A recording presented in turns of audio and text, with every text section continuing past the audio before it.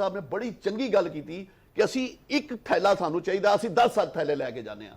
ਉਹ ਅਸੀਂ 10 ਥੈਲੇ ਜਦੋਂ ਲੈ ਕੇ ਜਾਂਦੇ ਆ 9 ਬੰਦਿਆਂ ਦਾ ਹੱਕ ਮਾਰਦੇ ਆ। ਬਿਲਕੁਲ ਬਿਲकुल। ਇਹ ਜਦੋਂ ਤੱਕ ਅਸੀਂ ਇਹ ਚੀਜ਼ ਦੀ ਤਰਫ ਨਹੀਂ ਆਵਾਂਗੇ ਕਿ ਜਦੋਂ ਤੁਹਾਨੂੰ ਮਹੀਨੇ ਦਾ ਇੱਕ ਥੈਲਾ ਲੱਗਦਾ ਤੁਸੀਂ ਇੱਕ ਥੈਲਾ ਲਓ, ਅਗਲੀ ਦਫਾ ਦੂਸਰੇ ਨੂੰ ਮੌਕਾ ਦਿਓ, ਅਗਲੀ ਦਫਾ ਹੋਰ ਅਗਲੇ ਨੂੰ ਮੌਕਾ ਦਿਓ। ਅਸੀਂ ਮਹੀਨੇ ਦੇ ਵਿੱਚ 4 ਦਫਾ ਤਕਸੀਮ ਕਰਦੇ ਆ। ਅਸੀਂ ਦੇਖਣਾ ਕਿਹੜੇ ਇਲਾਕੇ 'ਚ ਦੇਤਾ, ਹੁਣ ਦੂਸਰੇ ਇਲਾਕੇ 'ਚ ਦੇਣਾ, ਹੁਣ ਤੀसरे इलाके 'ਚ। वही लोग दूसरे इलाके में पहुंच जाते हैं, वो जाके उत्थे भी आटा लेना शुरू कर देते। पता नहीं की होएगा, आटा मिलेगा कि नहीं मिलेगा। आटा मिलेगा, ये गवर्नमेंट की जिम्मेदारी है, ये स्टेट की जिम्मेदारी है। फूड सिक्योरिटी बिल्कुल फिक्र ना करो। अगर प्राइवेट वाला नहीं भी करेगा, प्राइवेट वाले को भी गवर्नमेंट पकड़ेगी कि भाई तू इत्थे आटा प्रोवाइड कर। ਇਹ ਗੱਲ ਇਹਨਾਂ ਦੀ ਬਿਲਕੁਲ ਸਹੀ ਹੈ ਕਿ ਇਹ ਜ਼ਿੰਮੇਵਾਰੀ ਇਹ ਆਵਾਮ ਦੀ ਆਪਣੀ ਵੀ ਬਣਦੀ ਹੈ। ਔਰ ਦੂਸਰੀ ਗੱਲ ਜਿਹੜੀ ਮੈਂ ਇਹਨਾਂ ਦੀ ਗੱਲ ਨਾਲ ਸਮਝੀ ਆ ਕਿ ਅਸੀਂ ਜਿਹੜਾ ਪ੍ਰਾਈਵੇਟ ਜਿਹੜੇ ਕਰਦੇ ਆ ਉਹ ਤਾਂ ਥੋੜੇ ਲੋਕ ਕਰਦੇ ਆ।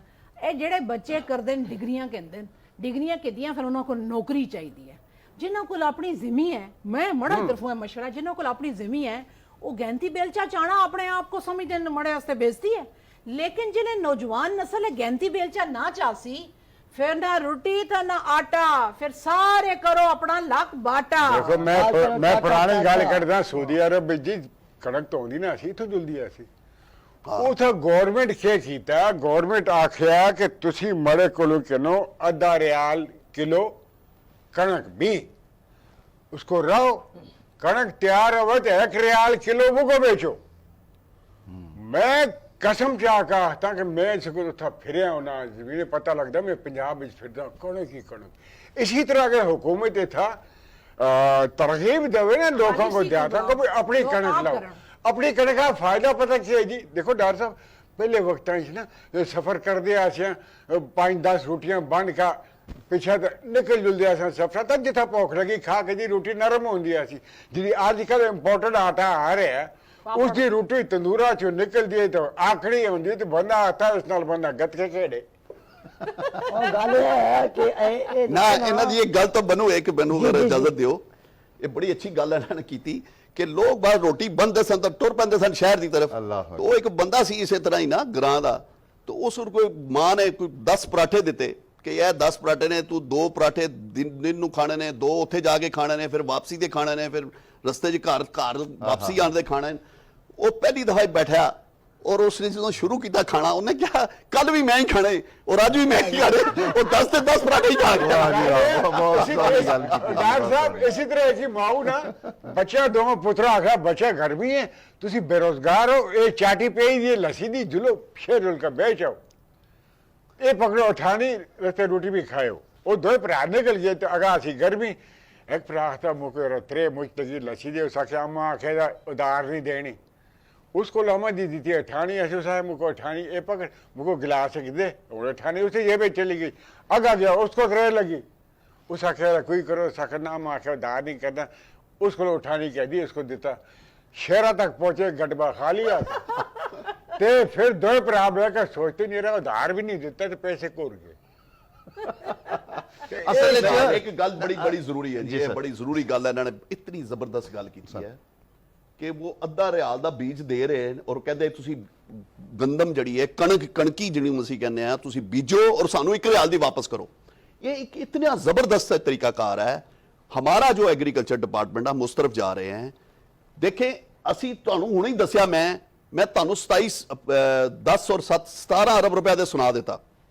हुण अगे जिहड़ा इस साल दे विच लोकल गंदम दी प्राइस है वो है 3900, पिछले साल है सी 2200। हुण जिन्ने सूबे ने सब ने 3900 के हिसाब नाल कीमतां तयन कर लेता, साडी कीमत हले भी 3000 है। इसका मतलब है कि 900 रुपया लोकल गंदम दा भी असी हर सूरत देना है। हुण सर मैं एक स्टडी पढ़ी सी, उसी ते एक बड़ी खुशखबरी मुझे नजर आई। उसी चो ना दस्या कि इस दफा कोई बंपर क्रॉप आ रही है असां दी गंदम दे एतबार नाल। क्या ये असल में यानी पिछले साल की निस्बत सर इस साल की जी क्रॉप है वो बेहतर हुई है। वो इस करके हुई है जिस तरह यह जी गल इन्होंने की है, गवर्नमेंट ऑफ पंजाब ने और गवर्नमेंट ऑफ सिंध ने जी स्पोर्ट प्राइस थी, जो क्रॉप का टाइम होता है, जो उस बीजने का टाइम आता है, ਉਸ ਟਾਈਮ ਦੇ ਉੱਤੇ ਉਹਨਾਂ ਨੇ ਕਿਹਾ ਜੀ ਅਗਲੇ ਸਾਲ ਅਸੀਂ ਤੁਹਾਡੇ ਕੋਲੋਂ ਜਿਹੜੀ ਗੰਦਮ ਚੁੱਕਾਂਗੇ 3900 ਦੀ ਚੁੱਕਾਂਗੇ। ਇਨਸੈਂਟਿਵ ਦਿੱਤਾ, ਉਸ ਵਜ੍ਹਾ ਨਾਲ ਸਾਡੀ ਅੱਛੀ ਕ੍ਰੌਪ ਹੋ ਗਈ। ਲੇਕਿਨ ਦੂਸਰੀ ਤਰਫ ਇਹ ਹੋਇਆ ਹੈ ਕਿ ਲੜੀ ਲੋਕਲ ਗੰਦਮ ਦਾ ਜਿਹੜੀ ਪ੍ਰਾਈਸ ਸੀ ਉਹ ਤੁਹਾਡੀ 2200 ਸੇ 3900 ਤੇ ਚਲੀ ਗਈ।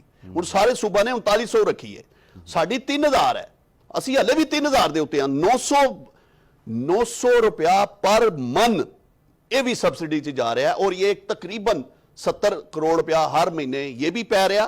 ये तुहाडा तुड़ाना यानी 8 अरब रुपया ये भी। तो अब जो मैंने 17 अरब तुहानू दसिया 8 अरब और पाओ तो 25 अरब के ऊपर सब्सिडी चली गई। लेकिन ये तुसी ये सोचना होएगा, मेरे बैठे ने बख्शी साहब भी बैठे ने, बड़े समझदार हैं, कि ये असी कितना बर्दाश्त कर सकते हैं। यानी वो गवर्नमेंट वो स्टेट जी 2 से 3 अरब देंदी सी आज 25 अरब ते जा रही है। तो इसका हल सिर्फ इतना है, एक ही हल है कि तुसी अपना हल चलाओ, हल नहीं चलाओगे। और इसका हल क्या है? इसका हल है वे मेरी ये रिक्वेस्ट है और मैं गवर्नमेंट भी दस रहा और मैं ज़राअत नूं भी दसिया कि जो अगला सीजन आए उस सीजन दे विच बिल्कुल टाइम के उत्ते सर्टिफाइड बीज जड़ा होंदा है गंदम दा पंजाब तो लिया के और फर्टिलाइजर टाइम ते उन्होंने दे दो और मुफ्त दो।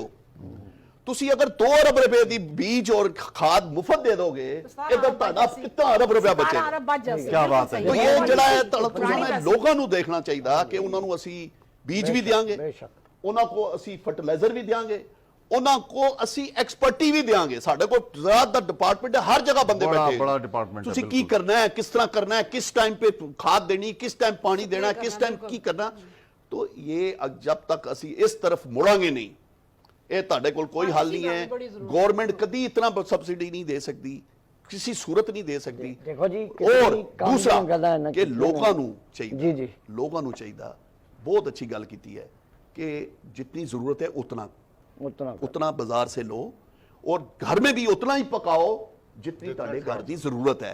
जाया ना करो, जाया करोगे तो कल नूं एक पता नहीं किस तरफ जा आप जाया हो जासा सी।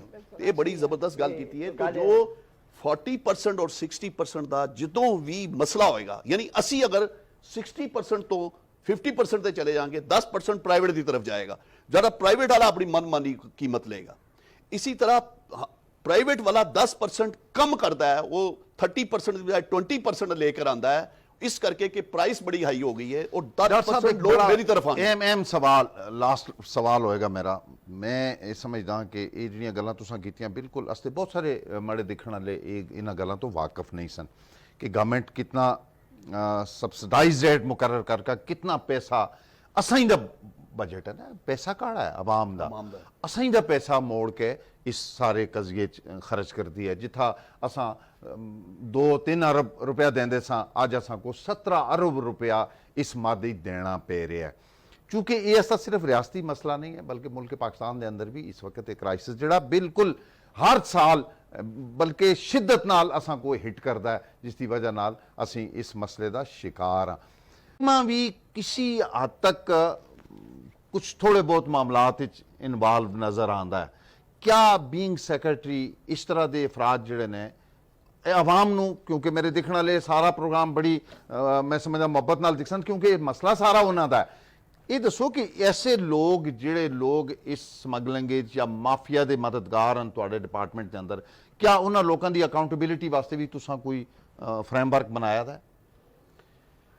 देखो जी ये तुसी एक कितनी जबरदस्त जदों तक ये जिहड़ा साडा डिपार्टमेंट है, अगर जब तक ये सही नहीं होंगे तो मसाइल और वधणगे साडे।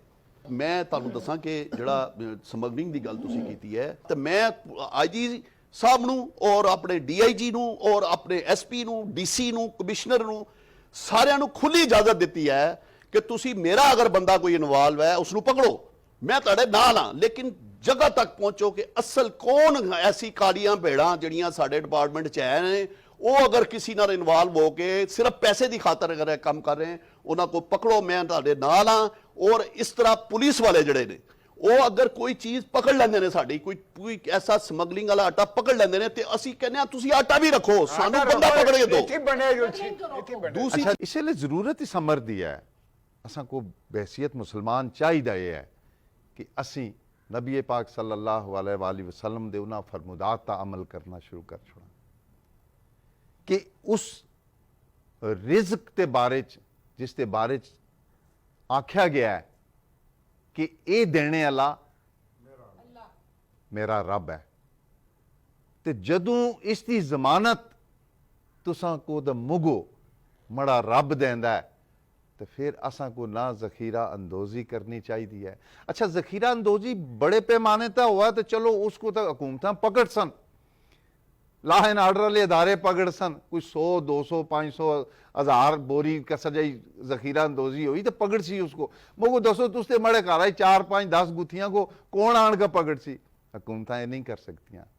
असां को ये एहतसाब अपना खुद करना पैसी, अपने दुया भरावां वास्ते, अपने उस सफेद पोश वास्ते, उस गरीब वास्ते जिस वास्ते इसलिए आटा उसके बच्चों की जिंदगी बन चुका है।